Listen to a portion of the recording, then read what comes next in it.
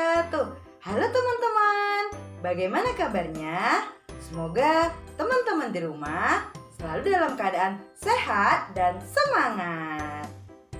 Perkenalkan, nama Ustazah Mia.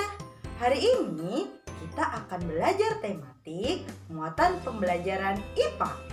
Materi pembelajaran hari ini tentang perkembangbiakan tumbuhan. Yuk teman-teman, kita simak video berikut ini. Perkembangbiakan tumbuhan, generatif dan vegetatif. Kompetensi dasar pada pembelajaran hari ini yaitu 3.1 membandingkan cara perkembangbiakan tumbuhan. Sedangkan tujuan pembelajaran yang akan kita capai pada hari ini yaitu yang pertama, peserta didik mampu menentukan cara perkembangbiakan tumbuhan secara generatif dan vegetatif.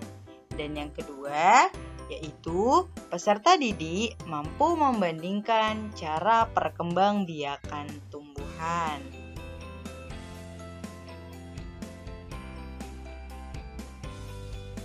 Nah, apa yang dimaksud dengan berkembang biak? Teman-teman ada yang tahu apa sih berkembang biak itu? Nah, ada yang tahu? Ya, berkembang biak adalah proses makhluk hidup dalam memperbaharui atau memperbanyak keturunannya untuk mempertahankan atau memelihara jenisnya. Jadi di sini makhluk hidup, tumbuhan, hewan, dan manusia itu berkembang biak. Selanjutnya, mengapa sih makhluk hidup itu harus berkembang biak? Ayo, siapa yang tahu? Nah, apa sih alasannya? Ya, karena makhluk hidup berkembang biak bertujuan untuk mempertahankan jenisnya agar tidak punah.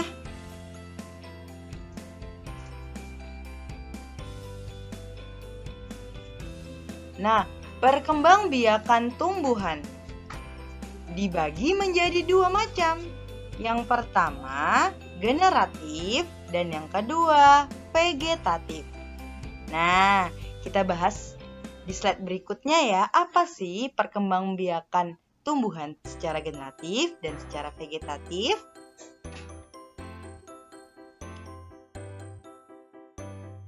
Perkembangbiakan secara generatif yaitu perkembangbiakan makhluk hidup, khususnya tumbuhan, yang terjadi melalui proses penyerbukan dan pembuahan, atau dinamakan perkembangbiakan generatif ini secara kawin. Perkembangbiakan secara generatif dialami oleh tumbuhan berbunga. Nah, jadi perkembangbiakan secara generatif ini dialami oleh tumbuhan berbunga. Alat perkembangbiakan tumbuhan adalah bunga. Bunga memiliki benang sari sebagai alat kelamin jantan dan putih sebagai alat kelamin betina. Jadi teman-teman, ini salah satu contoh bunga yang lengkap bagiannya.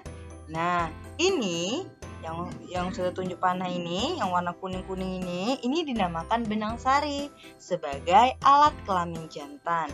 Nah, sedangkan yang ini nih, yang ditunjuk panah nih, itu dinamakan putik, alat kelamin betina.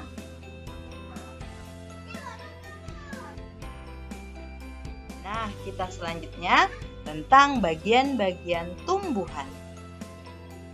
Coba kita lihat gambar, amati semuanya gambarnya. Nah, teman-teman, kita lihat ini dinamakan tangkai bunga. Bagian tumbuhan, tangkai bunga, kemudian ini dasar bunga. Ini dinamakan kelopak bunga. Nah, ini dinamakan mahkota. Putik, ini kepala putik, ini tangkai putik, ini kepala benang sari, ini kepala sari, tangkai sari, dan ini adalah bakal biji. sekarang kita lihat fungsinya. Fungsi dari bagian-bagian bunga. Ternyata bagian-bagian bunga itu memiliki fungsi yang berbeda-beda. Yang pertama mahkota nih, yang sudah ini warna pink ya, mahkota.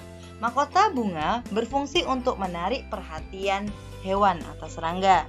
Makanya kenapa bunga-bunga itu warnanya warna-warni, warnanya cantik-cantik, karena untuk menarik perhatian hewan atau serangga.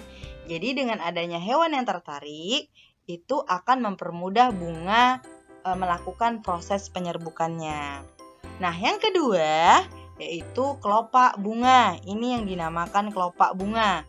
Kelopak bunga itu berfungsi untuk melindungi bunga ketika belum mekar. Jadi masih kuncup, kelopaknya yang melindungi. Yang ketiga, dasar bunga. Ini yang dinamakan dasar bunga. Berfungsi untuk melekatnya mahkota bunga. Yang keempat, tangkai bunga berfungsi untuk menopang bunga dan menghubungkannya dengan bagian tumbuhan lain. Yang kelima, benang sari berfungsi sebagai organ kelamin jantan nih benang sari. Dan yang keenam, yang terakhir yaitu putik. Nih putiknya nih sebagai organ atau alat kelamin betina. Sampai sini dapat dipahami ya teman-teman ya. Kita lanjut. Nah, perkembangbiakan generatif pada tumbuhan diawali dengan penyerbukan. Apa itu penyerbukan? Meletaknya atau melekatnya atau jatuhnya nih. Jadi jatuhnya serbuk sari nih di kepala putik. Nah, itu adalah penyerbukan. Setelah terjadi penyerbukan, pada serbuk sari tumbuh bulu serbuk sari yang menuju ke ruang bakal biji. Jadi di sini nanti ada ruang bakal biji di bawah. Kemudian serbuk sari akan masuk ke ruang bakal biji melalui bulu serbuk sari. Di dalam ruang bakal biji terjadi pembuahan. Jadi di sini ada pembuahan, yaitu peleburan serbuk sari sel kelamin jantan atau yang disebut dengan spermatozoid dengan kepala putih sel kelamin betina atau sel telur. Hasil dari pembuahan ini disebut dengan zigot. Zigot berkembang menjadi lembaga. Lembaga berkembang menjadi bakal biji dan bakal biji berkembang menjadi biji dan bakal buah. Kemudian bakal buah berkembang menjadi daging buah. Lembaga yang berada di dalam biji merupakan calon tumbuhan baru. Jadi teman-teman bisa lihat di slide berikutnya. Ini penjelasan tadi. Bahwasanya penyerbukan itu melekatnya atau jatuhnya benang sari ini ke kepala putik. Nah, kemudian masuk ke saluran bakal biji. Nah, di sini akan bertemunya sel telur dari putik, kepala putik dan sel sperma dari benang sari. Di sini ada peleburan, terjadilah pembuahan. Kemudian jadilah bakal biji dan jadilah bakal buah. Nah, teman-teman bisa lihat di sini. Nah, ini hasil pembuahan tadi yang disebut dengan zigot. Nah, dari zigot ini bentuk lembaga menjadi calon tumbuhan baru. Nah, ini dari tadi biji, kemudian di bijinya ini ada daging, di buahnya ini ada daging buah, ada biji dalam buahnya. Nah, setelah bijinya nih buahnya teman-teman makan, ada bijinya jatuh atau ditanam, nah tumbuhlah kecambah dan tumbuhlah tumbuhan baru. Bisa dipahami ya, teman-teman semua ya. Nah, selanjutnya apa aja sih tumbuhan atau contoh tumbuhan yang berkembang biak secara generatif?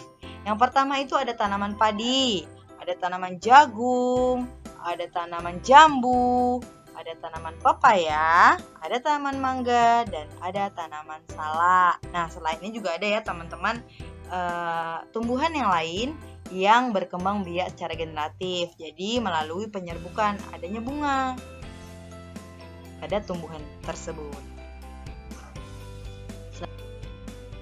Tadi kita sudah bahas tentang perkembangbiakan secara generatif atau secara penyerbukan melalui adanya proses penyerbukan. Sekarang kita belajar tentang perkembangbiakan secara generatif. Secara vegetatif. Jadi perkembangbiakan secara vegetatif. Apa itu?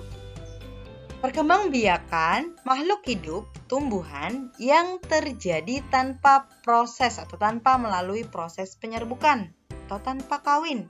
Jadi nggak ada penyerbukannya, nak. Nah, pada perkembangbiakan secara vegetatif ini terbagi menjadi dua. Yang pertama vegetatif alami, yang kedua vegetatif buatan. Tapi pada kesempatan hari ini kita hanya bahas tentang vegetatif alami.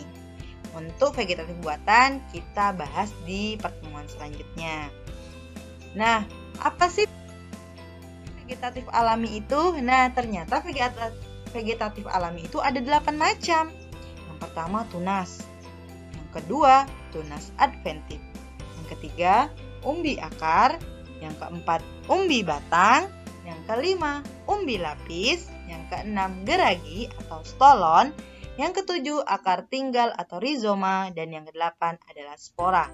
Yuk kita bahas pengertian dari masing-masing vegetatif alami ini. Yang pertama ada tunas. Apa itu tunas?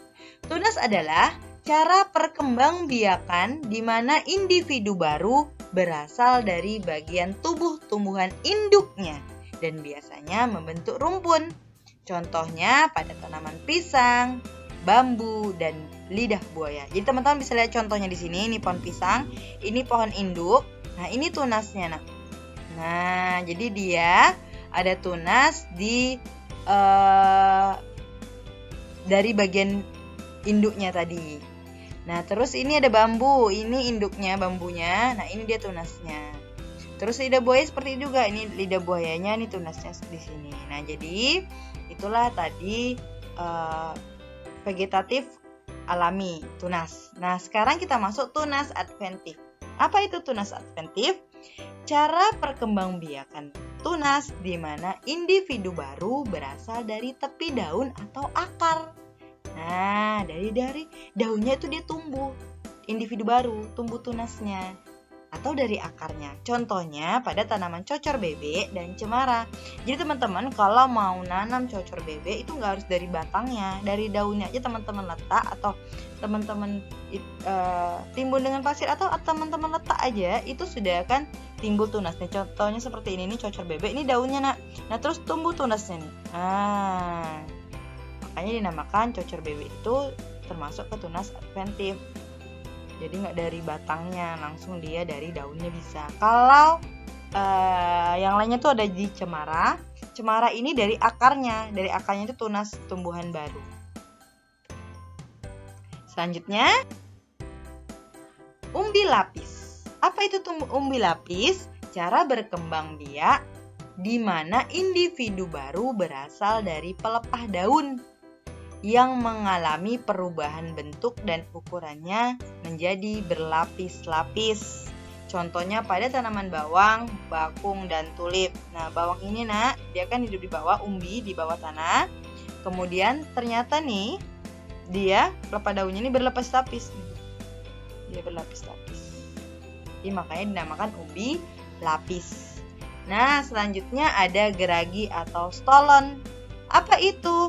Cara perkembangbiakan di mana individu baru berasal dari batang tumbuhan menjalar di atas permukaan tanah. Jadi batangnya itu menjalar di atas permukaan tanah.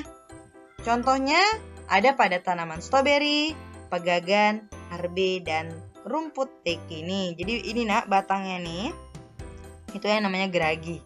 Jadi batangnya itu di atas tanah. Ini akarnya, ini batangnya. Nah, ini contohnya stroberi, arbe, dan pegagan. Nah, selanjutnya itu ada umbi akar. Di umbi akar, apa itu umbi akar?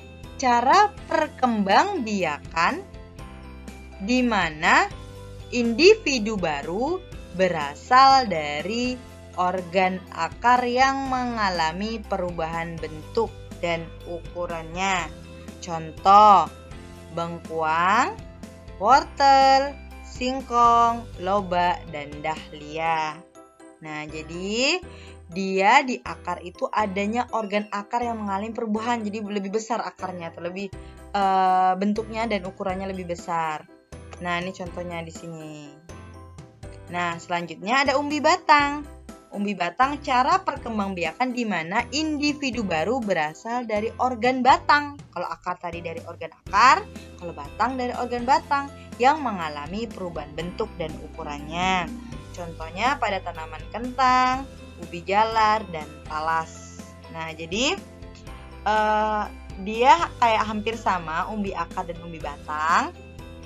Sama-sama karena umbi ya itu di bawah tanah.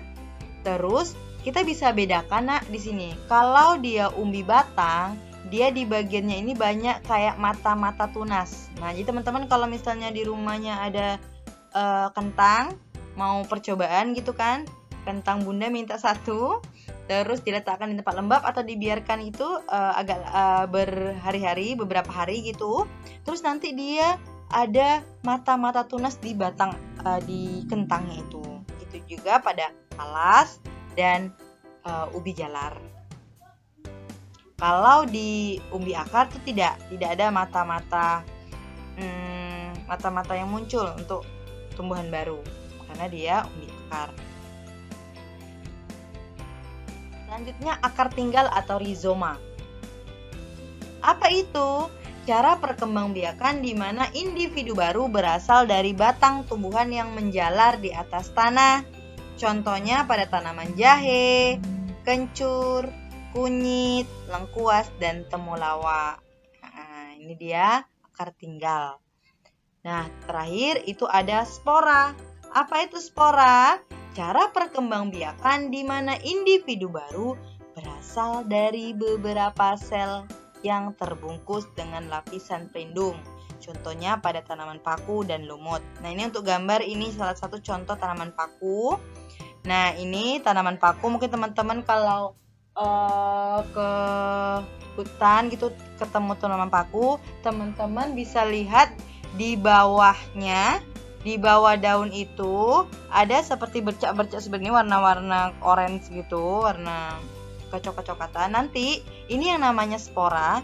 Spora ini akan jatuh ke tanah dan akan menghasilkan tumbuhan baru.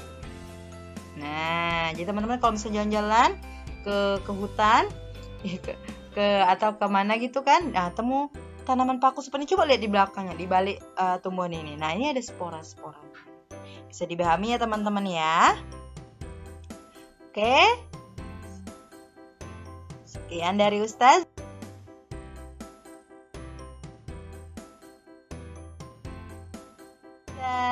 Semoga teman-teman dapat memahaminya ya nak ya.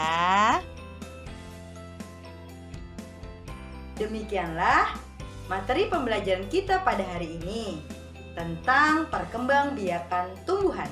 Nah, teman-teman sudah tahu semua ya, perkembangbiakan tumbuhan dibagi menjadi 2 jenis. Yang pertama, perkembangbiakan secara generatif, dan yang kedua, perkembangbiakan secara vegetatif.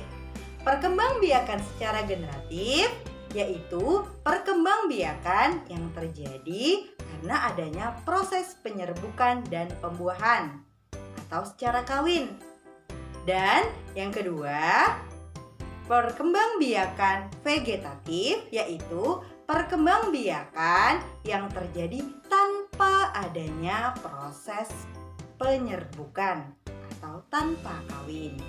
Semoga teman-teman di rumah dapat memahami materi ini dengan baik ya. Baiklah, kita akhiri pertemuan hari ini dengan mengucapkan hamdalah, alhamdulillahirabbil alamin, dan doa kafaratul majlis. Subhanakallahumma wa bihamdika asyhadu an la ilaha illa anta astaghfiruka wa atubu ilaik. Wabillahi taufiq wal hidayah. Assalamualaikum warahmatullahi wabarakatuh. Sampai jumpa di video selanjutnya. Dadah.